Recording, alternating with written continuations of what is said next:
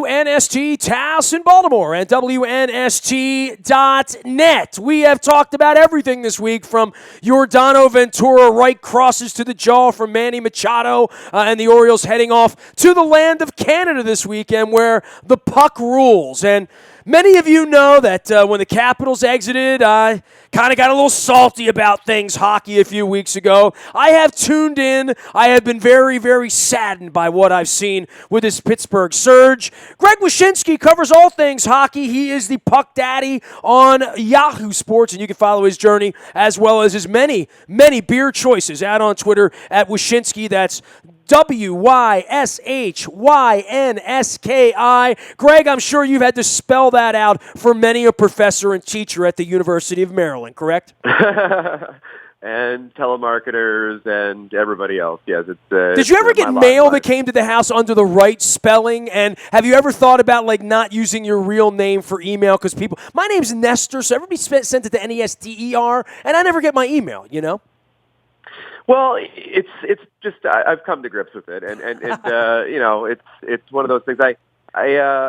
My daughter is named Vivian, and we gave her the name with an EN instead of an AN, and I get more flack for that than anything else. That's double trouble, right? Yeah, it's exactly. Like, the last name is hard enough, and now I gave her something that's going to be messed up on many a Starbucks cup for the rest of her life. So. Well, look, man, I'm looking to do anything I can do. Anything to avoid talking about Pittsburgh winning a Stanley Cup, as you can tell. But I know you are in that great town up there in western Pennsylvania, and I'm sure they are well-lubricated yins and that on IC Light and that, and they're awaiting the chalice at this point. It has been an interesting ride for them, from the coaching change through beating the Capitals, which was probably the biggest hurdle, and now stand on the edge of bringing home another Stanley Cup for the franchise of Mario Lemieux. Yeah, and it's been a dominating final. I mean, they've played their best hockey in this series against the Sharks. We thought the Sharks were going to be able to hang with them in the speed department. That hasn't happened. The Penguins have been on them in an incredible way in the defensive zone, not giving them any time and space, not giving Joe Thornton any rate, and just playing outstanding in front of their rookie goalie Matt Murray, and then getting timely scoring. It's been a very close series on the score sheet, in the sense that I think 210 of the 254 minutes in the series have been either tied or within a goal. But when you watch these games, boy, the Penguins have just taken it to them. Yeah, I would say that the Sharks look like they ran out of gas in the last series, and this isn't unusual, right?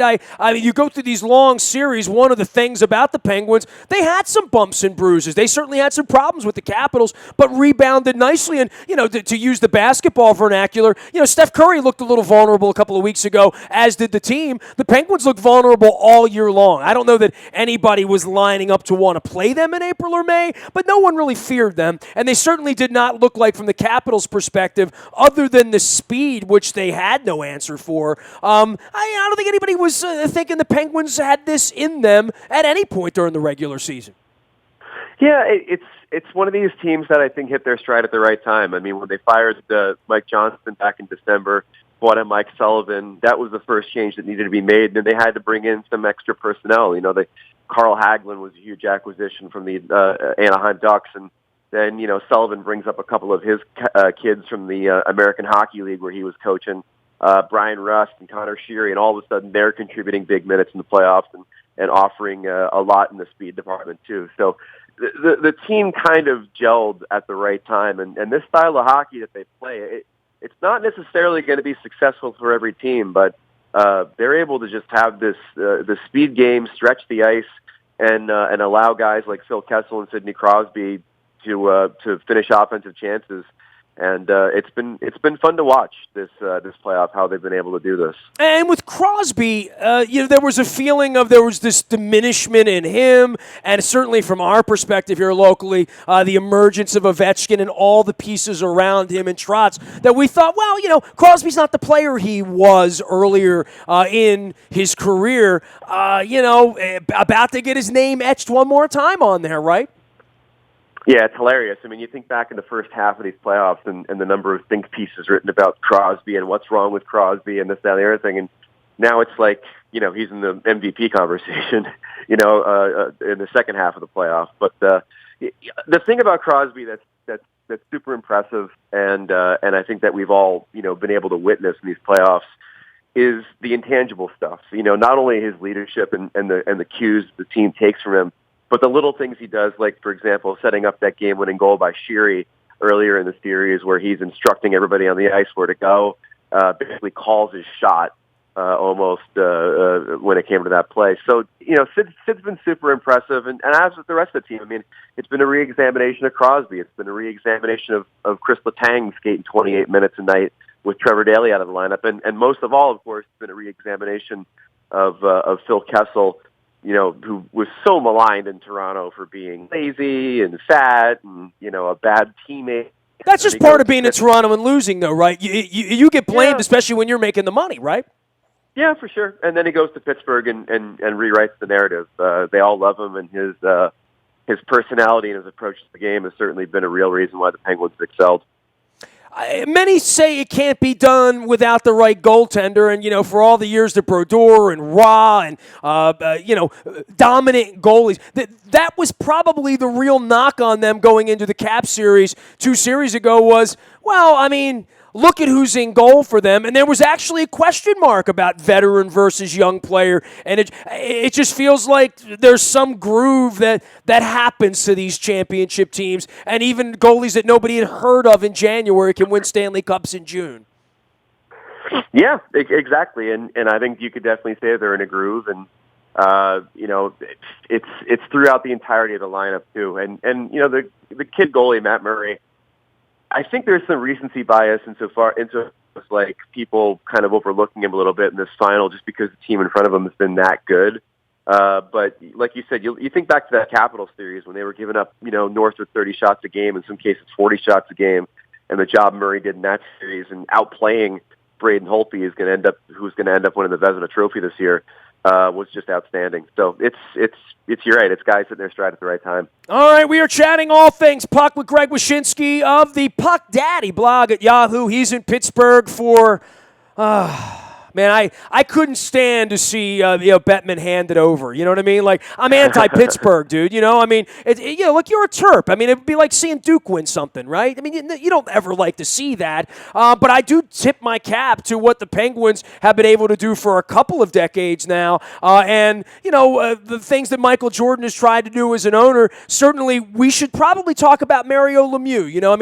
Gene Ubriaco reached to me earlier in the week to have lunch. He was in town running around, and I remember the Skipjacks. I covered those teams back in the 80s. I covered the Barry Trotz Skipjacks of the Capitals era and the era of Brian Murray and Terry Murray and all that good stuff. And the Penguins were the Baltimore farm team back in 84, 85, 86. That was during the time where Lemieux, quite frankly, was too good to ever play in the AHL. He went straight to the NHL as a kid. Didn't even see him on a rehab assignment or anything like that coming through Baltimore. Was a guy that didn't even speak English in the beginning, right? I mean, really struggled with all sorts of things, but not on the ice, and probably struggled in the shadow of Gretzky, and now gets involved in a community, lays down the roots, and is about to win another Stanley Cup as the guy at the top of the food chain. Yeah, and, this comes at a time, too, when there was all this talk about Mario and Ron Burkle, his partner in the ownership group, looking to potentially sell the team, and for whatever reason, maybe they didn't like the price tags coming back the other way, or maybe it's just the joy of seeing this team go on this run. That's definitely gone by the wayside to the point where Gary Bettman said during his State of the NHL address that the team's no longer for sale. So it's been remarkable to see the team come together and reach the standards that are obviously set by Mario and by the ownership group. Sometimes those standards can be kind of a detriment. It leads to hasty decisions like firing a GM and coach at the same time after you made the second round of the playoffs. But in the end, I guess having those standards certainly doesn't pay off. All right, well, those standards have been set high by the Capitals, so this is the sad portion of the programming, Greg. there are going to be a lot of awards handed out, as you've already pointed out, and, President's Trophy here and Vezina there and all of that stuff. The only trophy that really matters gets handed out in the white gloves by the commissioner later on in the week, hopefully to San Jose, I might say. I want to fly you back and forth twice before it's all over with Wyshynski. But, this has been the toughest one, right? And I've been through them all, back in the 80s, through the Langway era and the Gartner era and all that stuff, to still be sitting here in 2016 with an owner who's capable, a rink that's capable, a fan base that's capable, a goalie that's capable, a superstar that's capable, a coach that's capable, and then just to sort of wither away in the second round from this wonder-kind team that goes on to win a cup, Yeah, but I mean, it's like there's a certain amount of positivity that you draw from this year for the Caps, though. I mean, like, they clearly are on the right path. The window that doesn't make me feel any better right now, Greg. But you got. I mean, like, listen. There was one team you didn't want to play in the playoffs, and they played them. So unfortunately, that leads to you being out of the playoffs. I think if they don't have to match up against the Penguins, they're probably still playing. But the Penguins are going to be a really tough out. There's still a bit of psychological damage there, I think. Like I said, it was a case of that team just hitting their stride and just playing a little bit better than Washington. But again, it's like, it was an amazing regular season, and then on top of that, they made it as far as they did in the Eastern Conference playoffs, and the pieces are all in place. They just need to add maybe a couple tweaks, maybe a good veteran center, for example, which is seemingly perpetually what they've always been looking for. And then, figuring out what the hell happened to Kuznetsov in the playoffs, that would probably be a good thing too. Well, and certainly with Barry Trotz picking up the pieces here, it starts to fall on him and Ovechkin. It's getting kind of heavy. It's heavy for the fans. It's heavy for all of them who weren't there in the 80s from the players. But, they've now all of them individually, had that Rangers disappointment that cost me that late-night drive back after Game 7 at the Garden last year. And they've all been through these disappointments. And, other than the handful of guys that have been around it, and some of those guys from Pittsburgh as well, they suffer with this on every golf course in their hometown, everywhere they go in the off season. It really does get to be like carrying a boulder around. It does. You're right, and I think the weight of expectation and the weight of that history definitely is something that drags them down in the playoffs when adversity hits, and there's no way to get past it. I mean, until you finally get past it. And the Sharks are a great example of that. I mean, they vanquished their arch rivals, the Kings, in the first round, and then, they get past the second round, and they take care of the Blues in the third. It's you never know when that year is going to happen. And in the case of the Sharks and in the case of the Blues, it happened this year. And in the case of the Capitals, it hasn't happened yet. I would think a big source of conversation in the offseason and heading into draft time is going to be that none of the Canadian teams made the playoffs, and I'm sure you're going to be writing more about that, everybody, for next year. Can you imagine if that were to happen again next year, right? I mean, these shutouts continue, and they're all the bottom feeders at this point getting the best players in the pipeline come draft time. Right, and that's exactly why it happened. I mean, it's all very cyclical, and you have, Edmonton rebuilding, obviously. You have Toronto rebuilding. You had Carey Price out for Montreal, so that obviously, destroyed any chance they had of making the playoffs. Calgary's still young. Winnipeg's still young. So it could easily be a situation, 5 years from now, that all of the Canadian teams are making the playoffs, and the Americans are the ones getting shut out, because a lot of these teams are not only rebuilding, but they're going to, they're starting to collect all the young star players to build around. In the case of Toronto getting Austin Matthews in this draft, and Winnipeg getting Patrick Laine most likely in this draft, those two teams are now going to have franchise players. Great having you on, Greg. Enjoy all things Pittsburgh. Have you taken the little ride up the hill there on the incline at Duquesne Mountain yet, or no? I have not.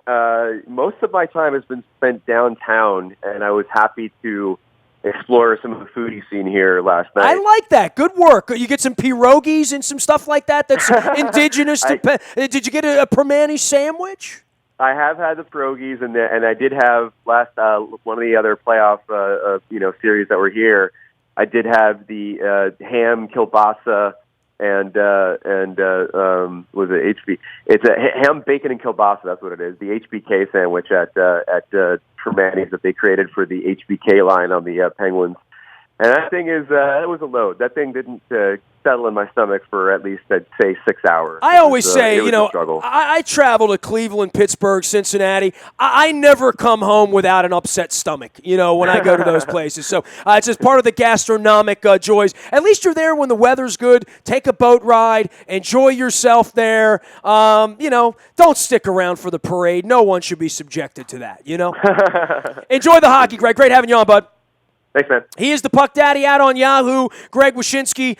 You can follow his journey out on Twitter as well at Wyshynski, and hundreds of thousands do in the Puck universe. That's one of the big shots out on the internet covering hockey. He'll be at Pittsburgh for all the action this week, and it's like one of those things where you look and you can't look. You hold your hands up and you kind of peek between your eyes because you don't want to watch Pittsburgh win anything, not even a Tiddlywinks, not even the fish that saved Pittsburgh with Julius Erving.